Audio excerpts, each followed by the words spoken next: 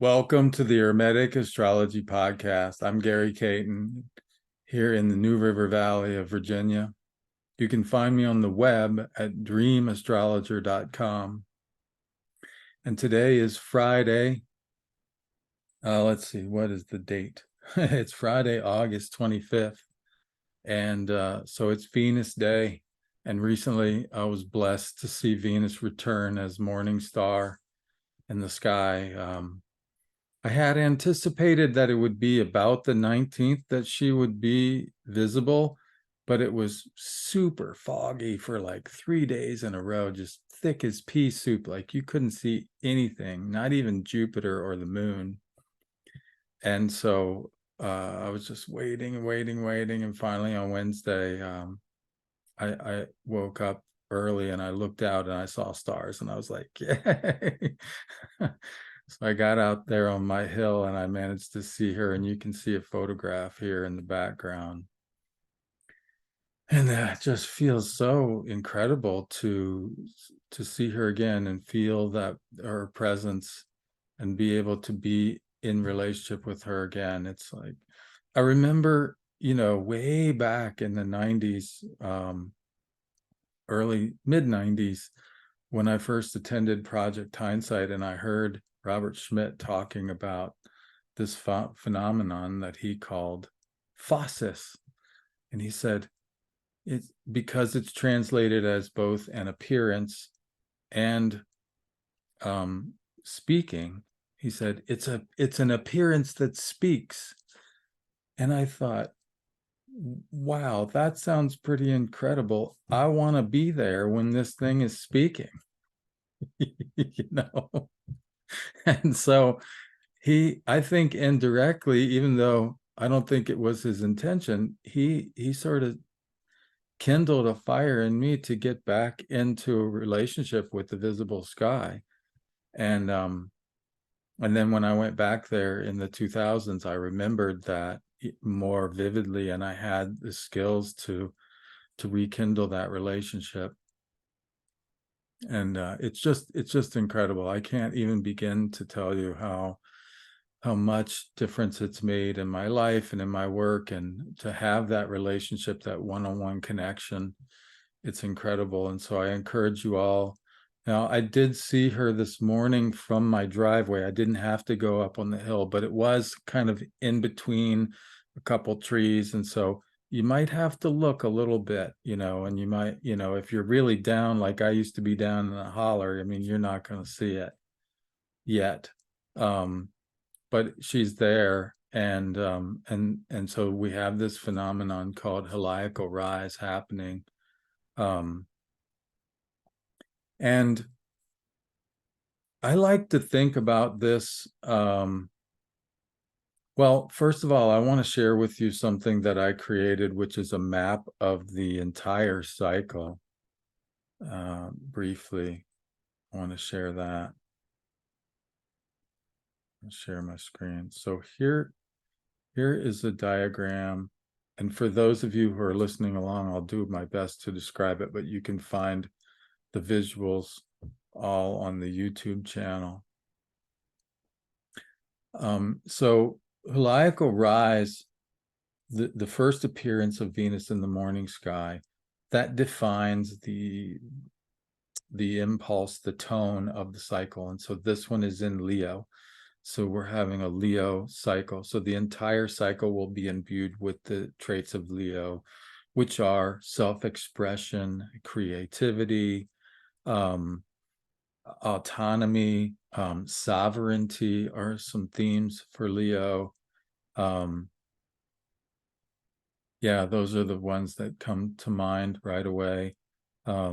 Venus being a creative planet and Leo being a creative sign seems like a really natural for any kind of creative expression, but just self-expression and really just really valuing being yourself, valuing being really authentic, and just, Leo is a fire sign. It's not quite as dynamic as Aries or Sagittarius, because those are cardinal and mutable signs. Leo is a fixed, so it's a little more stable fire, but it's still a fire sign. It's spontaneous. It just wants to be without filtering, without stopping to think, is it going to be okay for Joe or Jane or whomever that I be this way? They just are who they are, spontaneously and immediately, and that's really important for an artist, I think, especially. Yes, artists sometimes speak to the world moment, and they speak to politics and society and different things, but they speak from a very personal place about it. They're not, I don't think true creativity is about imagining what you want them to say or hear. I mean, I guess acting is kind of like that, but it just seems to me like there's less of a filter with the fire signs. And so you might find yourself having a little bit less of a filter, or having a little bit less patience with filters, or people who have a heavy filter. It's like, you know, but somebody asked me recently about, well, Gary, how come some people are saying that the retrograde is the descent of Inanna into the underworld? How do they see that? Because my work has always extended upon the idea that Daniel Gemario put forward in the 90s, and he was inspired by a guy named Clyde Hostetter in this book, Star Trek to Hawaii. And Daniel published it in the Mountain Astrologer. And I do my own version of that, whereby after achieving heliacal rise, Venus gets brighter every day for about a month, and then she reaches her maximum brightness as evening star. And then in the myth, it says that Inanna turned her ear from the great above to the great below. And so literally Venus stops going up and begins to slowly descend in the sky. And in this, and Adam Gainsbourg, by the way, is the person who I received this transmission from immediately, him from Daniel Gemario and him from Clyde Hostetter. So that's the lineage. But there are 7 crescent moons that Venus joins up with. And these are like the 7 gates as she's descending. Okay, so that's why I've always seen the underworld as the superior conjunction, which lasts, by the way, about 60 days. And in the myth, there's 60 sprinklings of the bread and water of life. So it always just really worked for me. Now, I'm not saying that anybody who talks about Venus, being Venus retrograde being the descent of Inanna into the underworld, I mean, it's still an underworld experience. And I talked about last time about how we can divide that up into black, white, and red, the colors of alchemy, and have a productive experience with it. And so I think either one works. And I think there is an element of Venus retrograde that is underworld for sure. Things are being reordered. But the part of the myth that I have always felt really matches with the heliacal rise, with the retrograde, is the part of the myth where there is this Huluppu tree.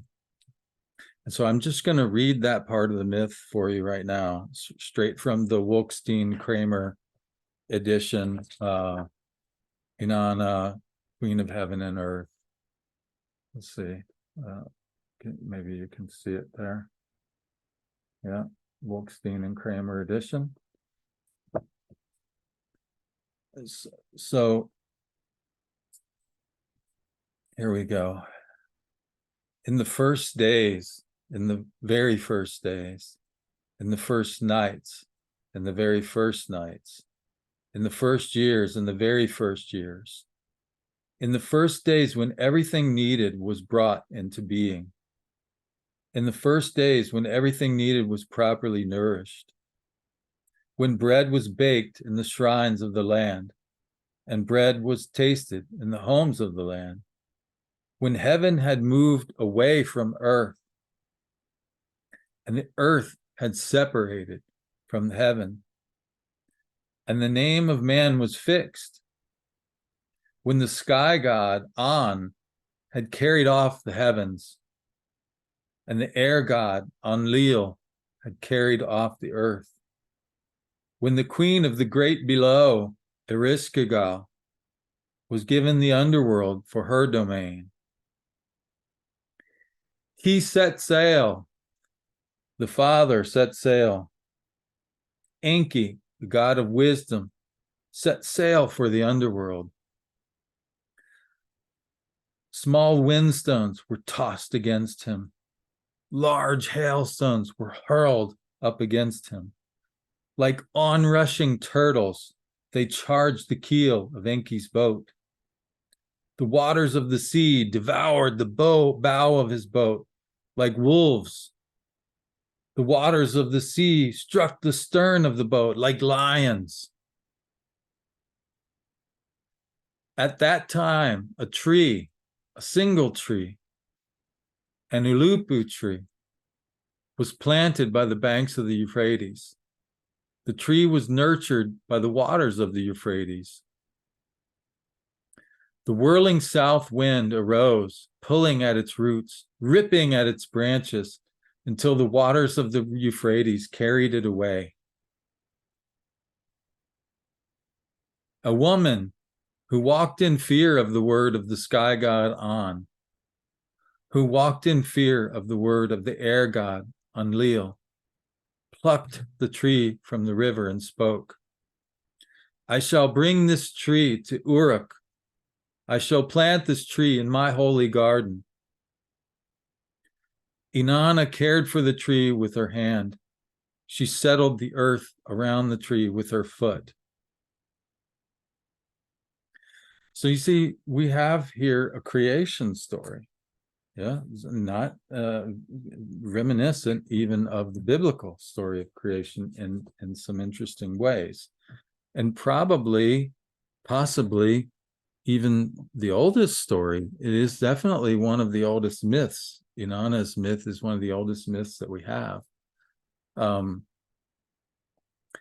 so there's this separation of the earth from the sky, right? So there's this primordial chaos, and then there's this division of the unity into two. The earth and the sky are separated, right?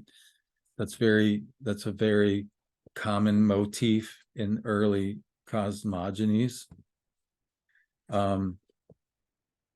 And then the various gods take their parts, take their places. Ereshkigal takes the underworld, for instance. And then Enki sets sail for the underworld, and there's this tremendous storm that rises up against him. And at the same time, and these things are juxtaposed in the story, so they are related, whether they are directly or causally related, we don't know. But at the same time, this tree is planted, and then the tree gets the same treatment as Enki. This storm rips it from the banks and carries it down the river. And then the tree is rescued by this young princess, Inanna, who plants it in her sacred garden.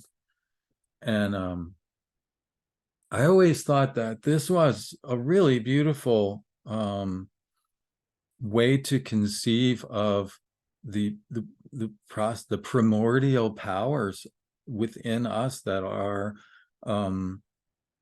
stirred by Venus retrograde. You see, because as Venus goes retrograde, what she's doing is she's penetrating the Sun Earth enclave. Right, astronomers call it the astronomical unit. The distance between the sun and the earth, that's one astronomical unit. There are only 3 planets that can be closer to Earth than the sun. And the closest one, of course, is Venus. And so the others are Mercury and Mars. And so when Venus goes retrograde, she is penetrating that space. She's the closest to Earth that any planet ever gets. And so there's this you can imagine it as this kind of stirring up of this underworld, this primordial space, and maybe there's you know, in the waters of the unconscious, there's the waves and hail and stuff. And the tree, of course, represents the axis mundi, which is the connection between the earth and the heavens, right? So the heavens were separated from the earth, but the tree is the thing that links them, right? And so for the tree to be, it's sort of like the tree represents also the center of the universe. And so some people say that this represents the center of power, the center of political power, moving from one city, moving from Babylon maybe to or Sumer in this case, to Uruk, to Inanna's city, right? But I think in a more personal sense, it would represent our values, what we care about, what we treasure, right? That's what Venus represents. Something is moving those. There's a storm inside of us, and maybe it's reflected in the events of our life that tosses us about and brings us, and in the process we go, I don't want to lose this thing that's precious to me. I have to take that and rescue it and put it with intention, right? Maybe I was just not really conscious of my of the value that it had before. You know what they say, you don't know what you have until it's gone, right? And so the threat of losing something oftentimes will awaken in us the knowledge of its value. And so we may have an experience like that awakens within us this primordial recentering of ourselves. See, this recentering of our values. Oh, this is what's important. This is what I'm going to plant. This is going to become the center of my world for the next 18 months while this Venus in Leo cycle comes around, you see. I think it's a really wonderful myth. It works for me very well. Yeah, it seems to fit with that process, and then the long slow descent that happens after greatest brightness would represent the 7 gates that Inanna eventually goes on her journey into the underworld. So that's just kind of the way I do it. And this is not just theory either. Yes, I'm very capable of analysis. I created this map that I shared with you through astronomical observations. I mean, I literally I literally studied the exact amount of time that it takes for Venus, to do these various events, right? And the astronomy. So I analyzed the astronomy and I created this according to that. And so, yes, it is a very analytical, rational model of the sky appearances. But at the same time, I always check that with my lived experience, and so another reason, for instance, why I find this myth of this young princess who rescues this tree to be so refreshing. I mean, just last time when we were in the Capricorn cycle, right? So about 18 months ago, during Venus retrograde, I had a really awful experience, a very underworld deeply personal, so I don't necessarily need to share the details, but about as awful as it gets. People saying nasty things about me that weren't true. I mean, let's suffice it to say that.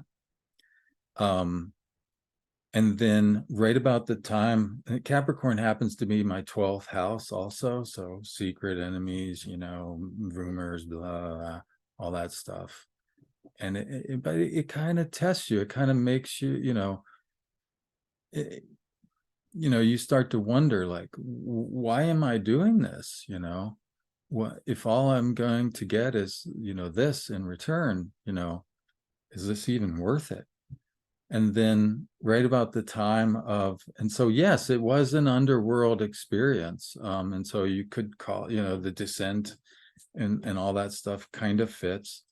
But then right about the time of Heliacal Rise, I got this email that just blew me away, because unbeknownst to me, I had many years before, probably even like 7 or 8 years before this last Capricorn cycle, I had shared these teachings that were given to me by, from Clyde to Daniel to Adam to me, right? And I passed them on to a woman named Paloma, who is she's bilingual, right? And then she shared it with a lot of her Spanish speaking clients and so forth. And so this woman from Spain emails me and says, I want you to know that what you're doing is really important. Chokes me up just to say it every time.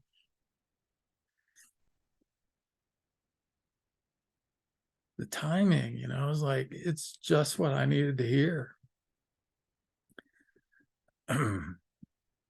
And she said, because you shared what you knew, and then Paloma shared with me, now I'm sharing with all these women that I would never have been able to reach. I don't speak Spanish, And I just realized, my God, it gave me a sense of what's really important. And what's really important, what I really value, is that this knowledge, this way of relating to Venus, to the mysteries of Venus, were being carried on. And that was the most important thing. And so I was really happy to hear that. And this is a younger woman, by the way, in her 30s, right? I'm in my 50s now. And so it was just, and I thought about it later. I was like, my God, that's pretty much like, there's this tree that got uprooted, there was this chaos, and then and I had and it makes sense too with a tree in terms of like and the sign of Capricorn, like this sense of lineage, that there was something that was passed along, to the next generation. And I was just blown away at how literal. And so the only reason I share that, by the way, is to hopefully as a source of comfort to anyone who's going through a hard time right now. With it can be really tough. Retrogrades, especially when they hit something personal in your chart or important in your chart, it can be really tough. There's a lot of people going through a lot of tough stuff, and so that underworld journey, it might feel very much like that. But I can tell you, for sure, that if you keep the faith, that there's a light at the end of the tunnel, and that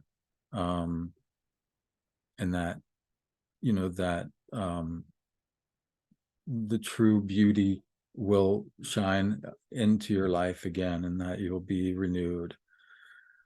And honestly, I mean, I ended up, so this young woman's name is Olga Hueso. Hueso means bone in Spanish, so I call her the bone lady. But we've been working together since then, and we're still working together, and we're going to work together again. And hopefully, if God's willing and the creeks don't rise and there's not some storm that sinks my boat, right? I'm going to be going over to Spain next year to do some stuff with her people, and so it's and there's even a lady on Instagram who is from South America, another Spanish speaking lady who wants to be involved. And so there's this whole thing with the Spanish speaking world that the Venus mysteries have been, right, like it got swept from one place to another. I mean, I didn't have anything to do with that. It just happened. I mean, I did, but I didn't, it's not like I willed that to happen. I didn't think, oh, wouldn't it be great for this? I mean, if only, but I didn't. It just, the powers that be had other plans, and now because of that, there's all of this additional beauty and stuff that I get to share with people from parts of the world I would never have imagined of. I mean, I've never been to Europe or South America, but maybe I will now. So yeah, I just thought it would be good to share that story, and hopefully it can be a little bit of an inspiration. Maybe you can see some parallels in your life and so forth.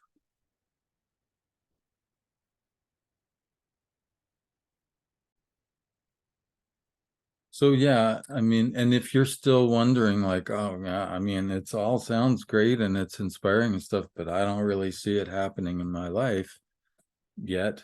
Um, you can look for it, of course, by looking to the house where Leo, whatever house Leo is, and say, okay, how are the affairs of this house going? Do I see anything that's been reversed? Do I see where maybe my values have shifted? Do I see anything that I want to change that might need to be swept down the river, or might need to, or is there any opportunities that I can seize from the river and so forth in that area of my life? So you can, and the other thing is like just, doing the Leo energy. Like I've been really diving into working with the artificial intelligence image generators. One of them is called Midjourney.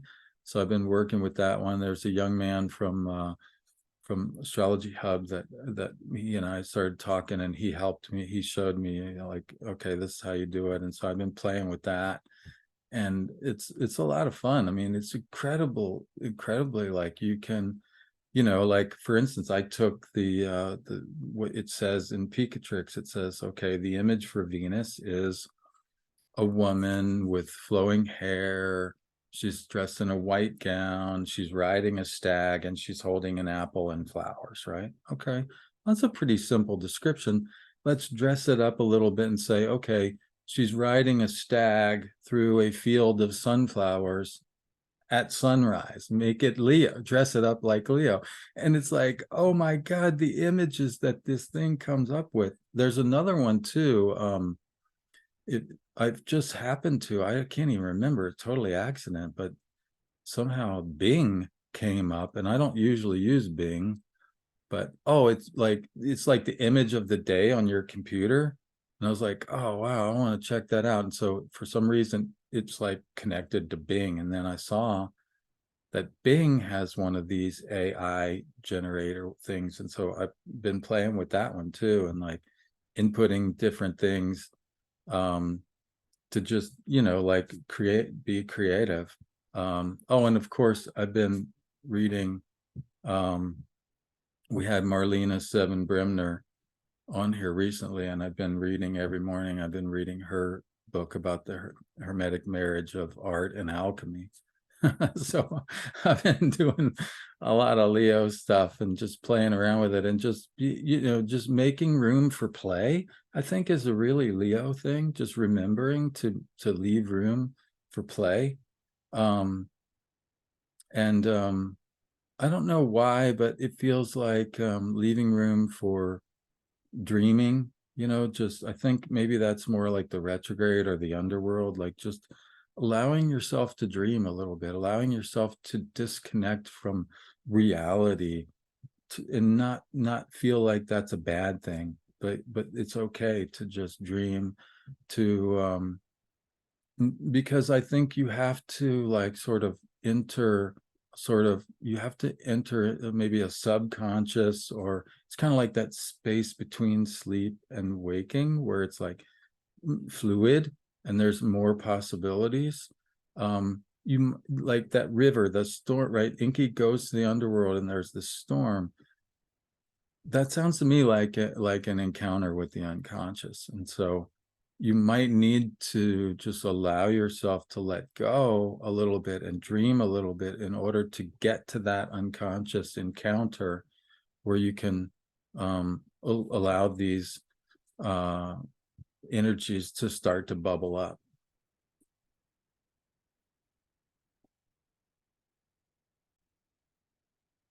Okay, so that's about it for this time. If you want to see more of the images that I've taken with my camera and that I've created with the artificial intelligence, you can check them out on Instagram. You go to my homepage, dreamastrologer.com, and there's a link for my Instagram there. I did kind of an interesting thread on Twitter or X, or where I created some images for this myth that I just talked about. And I literally fed the text of the couple lines at a time into the image generator, and like generated images for like, the sky god dividing the earth from the heavens. And then there's one for Inky, in his boat. And there, I like sort of illustrated the myth. So there's a thread on X about that. And of course, I'm sharing my images and other stuff on Facebook, so you can connect with me at those various places. I'm going to be definitely, I keep threatening to do this, but I'm definitely going to be sending out a newsletter soon. So make sure that you connect with me there, because I'm going to have some announcements to make pretty soon. Oh, the inner traditions, they keep hooking me up with really cool books. So we're going to talk to Marlena about her volume 2 later in the year. So in the meantime, I've got a couple more inner traditions books that I want to share with you guys. So we're going to do a couple author interviews of esoteric books that are coming up. I'm talking with Gemini Brett. We're going to talk about the Tetractys, which is kind of like the Pythagorean version of the Kabbalah, which is essentially a story of the creation of the world through number.